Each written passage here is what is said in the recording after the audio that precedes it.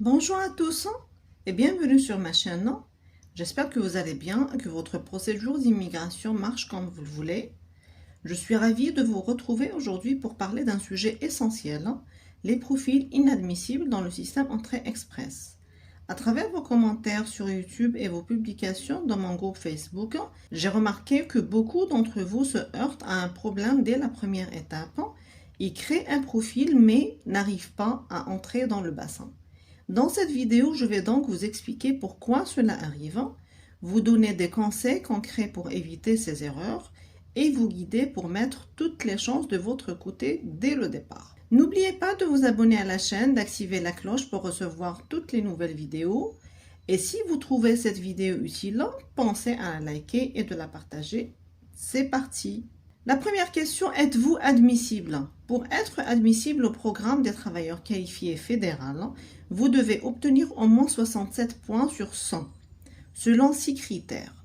Le niveau d'éducation, l'expérience de travail qualifiée, l'âge, les compétences linguistiques en français ou en anglais, ou les deux, une offre d'emploi valide, bon c'est optionnel, ce n'est plus compté, la capacité d'adaptation, études ou expériences au Canada, conjoint, famille et tout. Alors la première raison, c'est le niveau de langue insuffisant. C'est l'une des causes les plus fréquentes. Même si vous avez un excellent profil, un mauvais résultat au test de langue vous rend inadmissible automatiquement. Pour le programme des travailleurs qualifiés, un CLC 7 minimum requis en compréhension et en expression en français ou en anglais. Pour le programme de l'expérience canadienne, CEC, le 1CLC 7 si vous postulez pour un poste FER 0 ou 1, ou 1CLC 5 si vous postulez à un poste FER 2 ou 3. Par exemple, vous avez un bac plus 5, une bonne expérience. Vous êtes jeune, mais vous avez un 1CLC 6, vous êtes automatiquement exclu du bassin. Alors mon conseil, consultez bien le tableau d'équivalence IRCC pour votre test TEF, TCF, IELTS ou autre. Vérifiez vos scores. Si besoin, reprenez le test avant de créer votre profil. Deuxième raison, très importante aussi, expérience de travail non qualifiée ou incomplète. Autre erreur fréquente. L'expérience professionnelle n'est pas reconnue parce qu'elle ne respecte pas les critères du programme. Alors votre expérience, elle doit être rémunérée. Donc tout ce qui est bénévolat, stage non payé, c'est non comptabilisé. Elle doit être aussi à temps plein ou équivalent à temps partiel. Le tout, c'est pour un total de 1560 heures minimum sur les 12 mois. Continue pour le programme des travailleurs qualifiés et dans une profession classée FER 0, 1, 2 ou 3. Donc vérifiez le code CMP sur le site du gouvernement. Alors vous pouvez utiliser l'outil de classification des professions IRCC pour identifier votre code CMP exact. Comment? Il faut voir vos tâches sur la lettre de référence donnée par votre employeur ou si vous travaillez chez vous-même, donc comme travailleur autonome, donc vos tâches réelles et comparer ces tâches avec le code CMP sur le site du gouvernement et il faut absolument que ça correspond à un minimum 70%. Attention aussi aux personnes qui ont travaillé dans plusieurs petites entreprises ou en freelance sans preuve concrète. Si vous ne pouvez pas prouver votre expérience avec des fiches de paye, contrat, lettres de référence, donc il faut absolument que la liste des tâches ressorte, votre expérience pourrait ne pas être prise en compte. Donc vous risquez un refus même si au départ votre profil passe. Alors la troisième raison, évaluation des diplômes, EDE, manquante ou invalide. L'EDE est obligatoire pour le programme des travailleurs qualifiés, mais pas pour le CEC, l'expérience canadienne. Elle doit être réalisée par un organisme désigné, ICAS, WES, etc. Avoir moins de 5 ans au moment de la création du profil et au moment de la demande. Elle doit montrer que votre diplôme équivaut à un diplôme canadien secondaire ou postsecondaire et être saisi correctement dans le formulaire. Donc uniquement le numéro sans les lettres. Exemple, Un abonné m'a récemment dit qu'il avait un profil inadmissible et après vérification et essai, etc., il a mis le numéro WES sans les lettres, donc uniquement les chiffres.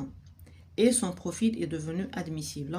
Et je peux vous confirmer ça parce que même ici au Canada, lors de l'inscription par exemple dans un collège, il n'y a même pas d'espace pour mettre les lettres, il faut juste mettre les chiffres.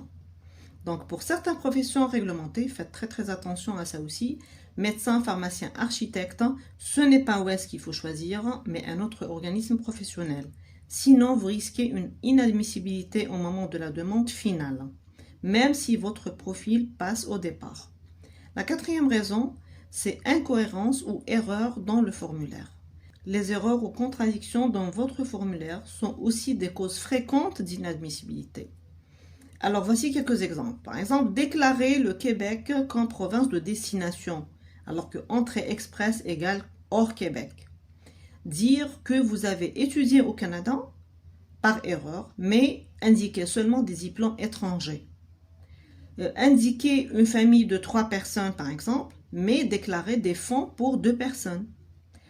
Oublier de mentionner le conjoint par exemple, ou un enfant ou autre. Laisser des sections vides, par exemple les études, langues, etc. Donc tout ça, c'est aussi une cause fréquente d'inadmissibilité. Alors la raison 5, et normalement c'est la première, qui est la plus logique, c'est avoir moins de 67 points au système de sélection.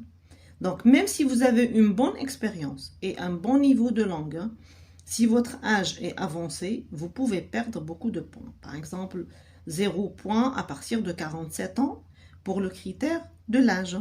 Il faut au minimum 67 points pour entrer dans le bassin en tant que travailleur qualifié. Alors, quelles sont les solutions possibles dans ce cas? Refaire votre test de langue pour améliorer votre note. Ajouter un test de deuxième langue, par exemple, si possible, par exemple, le IELTS, si vous avez déjà le TCF ou le TEF. Faire évaluer un autre diplôme s'il y a. Inclure les résultats du conjoint si celui-ci peut apporter des points. Bon, ce n'est pas obligatoire pour le conjoint, mais ça rajoute des points. Donc, cette question se répète beaucoup. Est-ce que le conjoint est obligatoire? Il n'est pas obligatoire d'avoir, ce n'est pas obligatoire pour le conjoint d'avoir le TCF ou le DE, mais ça rajoute des points. Voilà les 5 erreurs les plus fréquentes qui empêchent chaque année des milliers de candidats d'entrer dans le bassin Entrée Express. Je vous invite maintenant à regarder la vidéo « Comment créer un profil Entrée Express sans erreur ». Elle s'affiche à l'écran à la fin de cette vidéo. Alors prenez le temps de bien préparer vos documents. Ne vous précipitez pas à créer votre profil si vous n'avez pas encore tous les éléments. Et surtout, ne restez pas seul. Si vous avez un doute, posez-moi votre question en commentaire. Je lis et je réponds dès que possible. N'oubliez pas de liker cette vidéo, de vous abonner à la chaîne, d'activer la cloche et de partager autour de vous à ceux qui souhaitent immigrer au Canada. À très bientôt pour une prochaine vidéo.